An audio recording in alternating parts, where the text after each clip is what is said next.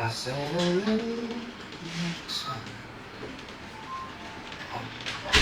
The look was gone almost. Moving when it's right. My sunshine. You were there as you move through.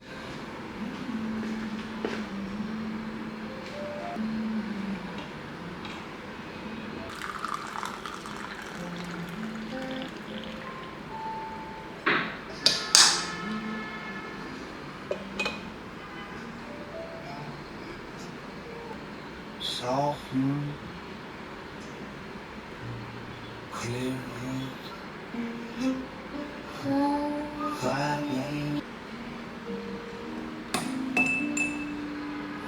I was an awful old man, dirty. Let songs pass without breath. Somewhere about and there are parties for you. Walk ocean.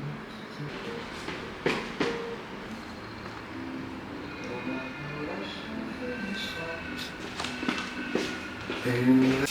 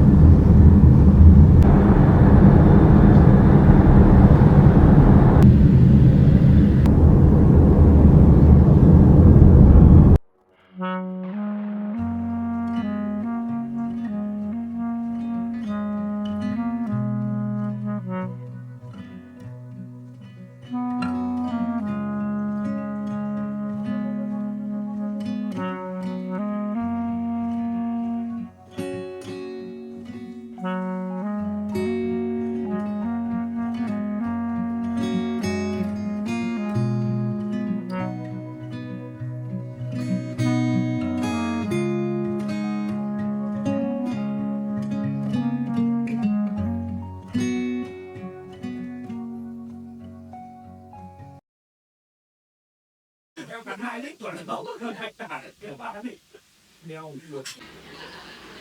Nhà em triệu hồi cô em gái.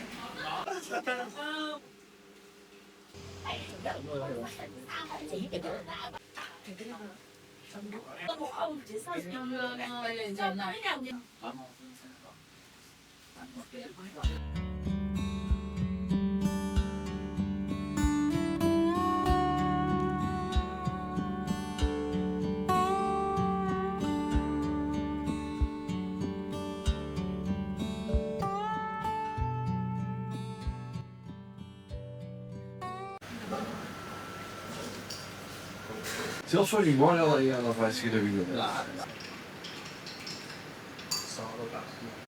Được tôi biết là nó sẽ có cái quý thì cái luôn để sau đấy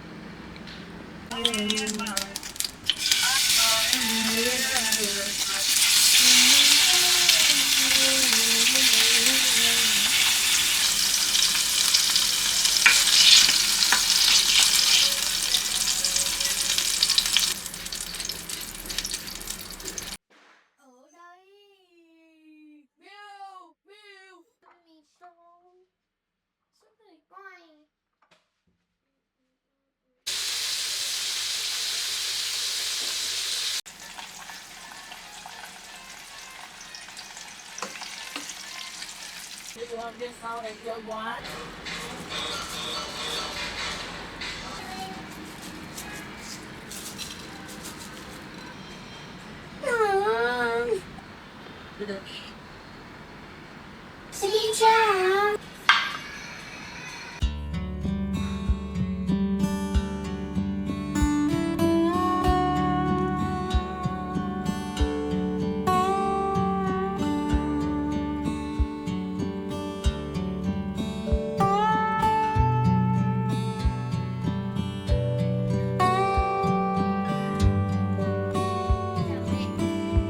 Bữa ăn rất là ngon.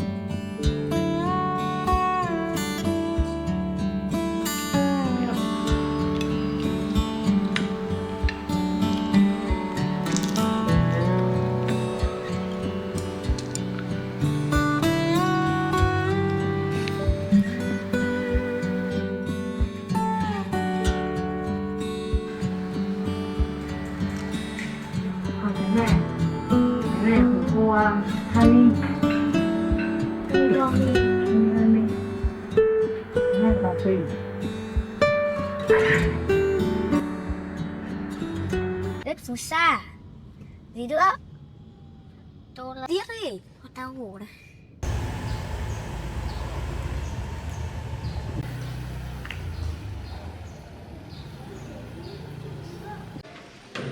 Kẹo.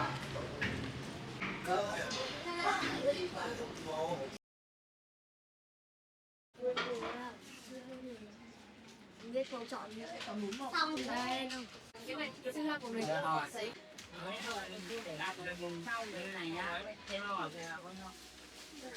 Vâng, nhưng mà một phút.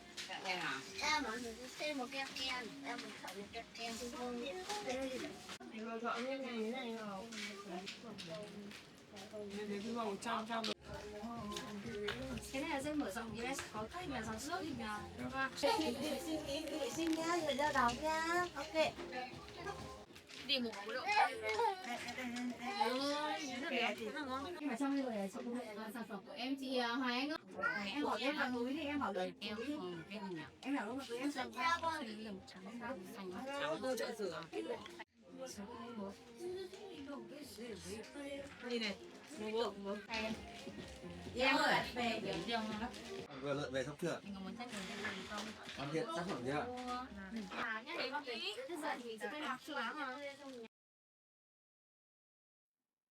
Cái này dán không? Dán cho đến đậm sao thì nào? Dán.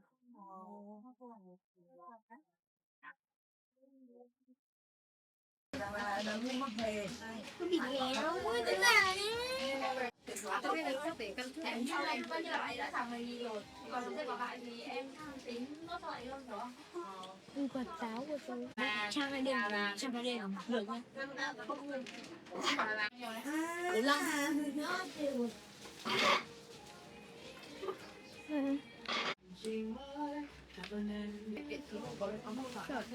Về tuần đêm là chỉ hết cầu trên đấy tí.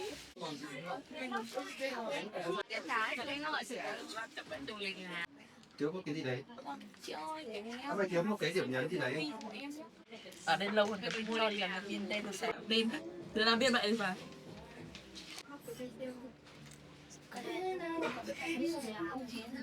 Cảm ơn ạ. Chơi đấy.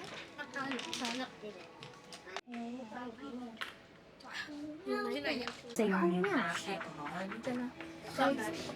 Em mới quyết định là sẽ làm gì đây? Gì?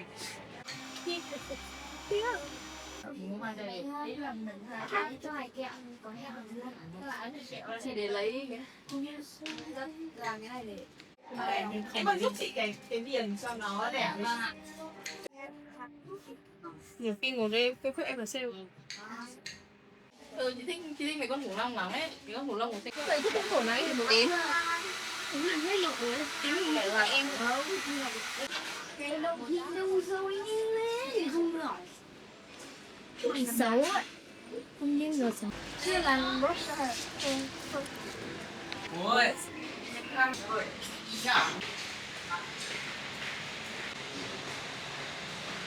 Đi chơi game.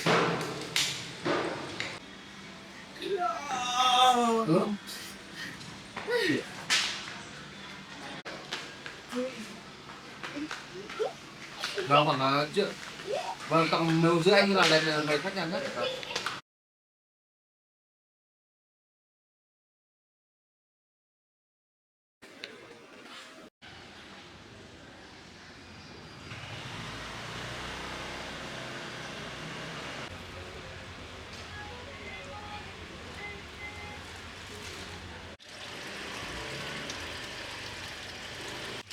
Lắm người ra.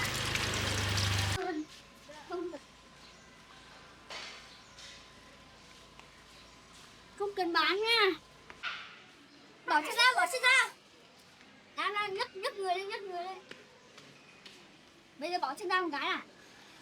Ơi, chưa. Ông sợ là nặng hơn tôi ạ. Ông ơi, rất căng. Anh Ngọc được, ok. 3, 2, 3. Hồi đâu? 1 cá. Cá biển. Cá biển. Ok. 3, 2, 1. Cá heo. 2, 1. Cá sấu. Ăn thịt. Cá sấu ăn thịt. Ok. 3, 2, 1. Ăn tạp biển. Đùa đến khoa học rồi đấy. Ăn tạp sinh vật biển. 3, 2, 1. Nước. Dừng với nước. Hồ. Có thử đi. Thử cái gì? Có thử vừa hốp đi. Cậu chỉ đùa đấy. Ok. Solo không? Không. Cái thằng Ánh Ngọc. Cậu nhớ tớ. Chị cảm ơn nha. Nên tớ học chuyên làm khoa.